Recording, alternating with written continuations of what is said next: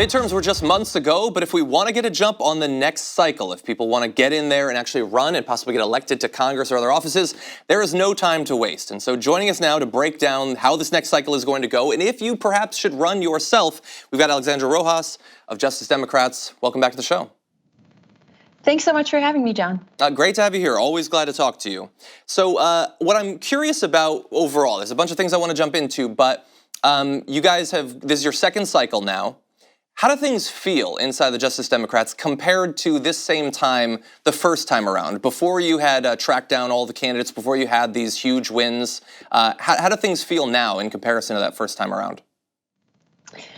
It feels like we're actually prepared last time, right? And I think part of our strength, right, is that we didn't come from sort of the typical way that you enter politics. A lot of the original founders of Justice Democrats, including myself, came out of the Bernie 2016 campaign, where for a lot of the first time, it was our first time organizing, but we sort of knew that we needed a Congress, we needed one that actually looked like the rest of America, and one that was ready to sort of also mobilize and organize in the way that we saw during that campaign, which was through sort of grassroots organizing, utilizing a lot of new distributed progressive technology.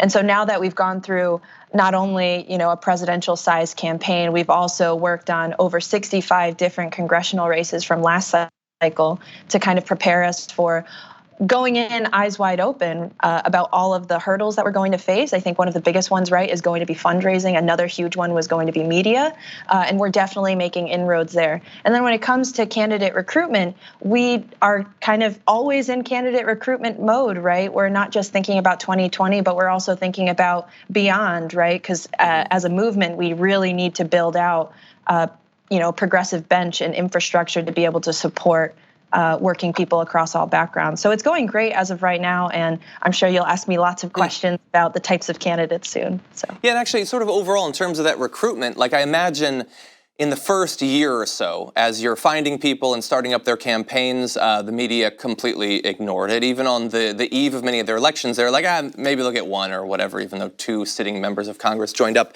And now you've got some of the most high-profile, like headline-generating people in elected office. So are you finding that it's easier to get people, are more people interested in running this time around, thanks to the success in the first cycle? Yeah, I think that we have the opposite problem. Sort of what happened last time was there's like 6 or 7 people running in primaries in red to blue districts. Now we have so many people running in primaries against Democrats across the country.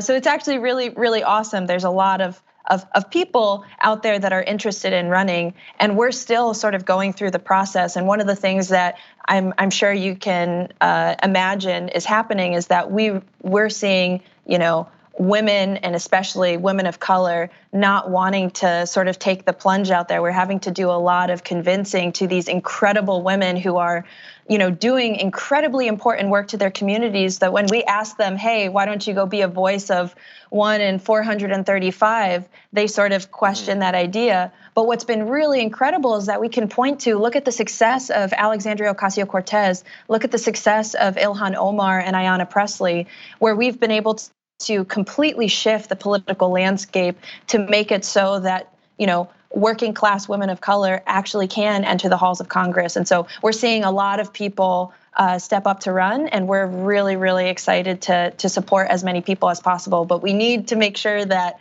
the people that are sort of doing the work in their communities right now and sort of have these simple but profound stories of, sort of like Alexandria, right? Because her story isn't really that unique when you look at the rest of the American people. What was unique about her was her incredible communication skills and also her ability to be courageous, right, in the face of fear. And we're looking for those people all throughout the country. And so right now, if you know those types of people, especially women, because they're going to need the biggest push, nominate them at justicedemocrats.com/nominate. And if you have anyone that that has access to an email list of some sorts, we're definitely hoping to spread the message far and wide. So that's great advice, and hopefully your problem of in some districts weeding down to the exact right person, I would like to make that a harder problem for you by generating more people who are interested in running. So for those who that's the best problem to have. Exactly.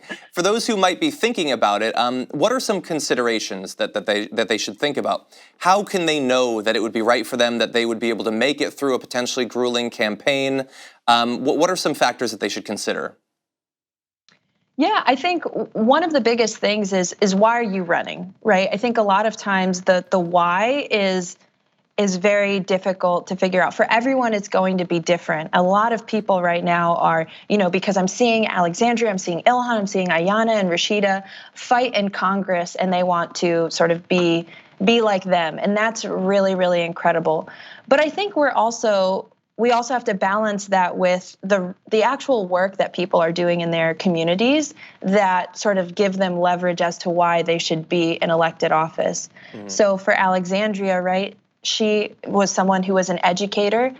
She saw her family struggle during the financial crisis and was someone that totally was not thinking about running for office until she felt like there was a need to do so. Mm-hmm. She was at a position in her life where it was possible. And for working people, that's a really hard thing. So I think the advice that I give to people is if you're really, really thinking about it, as much as we're going to help as much as we can with fundraising, the reality is, as progressives, is we're going to get outspent, but we're going to need to work incredibly, incredibly hard in the field to build a base of support. Mm-hmm. And so if you have any sort of ties to your community, and community being, right, not just the local activist community, but people in union working spaces, right? People in your own hospital, people in your school, right? They're these sort of central pieces that make up a community to be able to, have some sort of base of support before you launch, and to give reason as to why you want to challenge the incumbent. Yeah. So I think the sort of personal story is really important. And then I think the policy piece, right, is paramount to all of this. I don't think that, all of our candidates entering this process were super wonky and knew every single detail there was about policy, but they had a foundational understanding that in order for us to create change, it's not just about them. They're not a silver bullet, right? They are part of a larger movement of candidates at rejecting the idea of looking at elections in silos and trying to advance an entire movement. And that means that the policies that we run on and form the sort of grassroots nature of the campaigns that we also run on. We have to run on big ideas to ask people to do big things. And that's going to require someone's ability to be able to galvanize that and really inspire people. Part of that's going to be their story, and part of it is also going to be understanding that the issues that we're running on are systemic. And the reason why Green New Deal, for example, is so big is because in order to talk about climate change, you also have to talk about equity. Mm-hmm. And that's sort of, this through this sort of intersectional lens and running on big ideas, kind of fueling that and big organizing is, I think, really unique to the approach that at least Justice Democrats candidates will run on. Well, Alexandra, thank you as always for coming on the show. Obviously, we're big fans of the organization. I'm very excited to see who you're fielding this time around. Perhaps in a couple of months, once you've identified some candidates, we can talk a little bit about some of them, people that people might want to support, and also a little bit about a strategy going forward in this cycle. That sounds great. Thanks. Okay, so much. Have a good day. Thank you very much for watching this clip from The Damage Report. If you liked it, don't forget to subscribe to this channel and ring the bell on YouTube to get notifications of our new videos. And of course, you can catch the full Damage Report live every weekday at 1 p.m. Eastern, 10 a.m. Pacific on TYT Network on YouTube TV.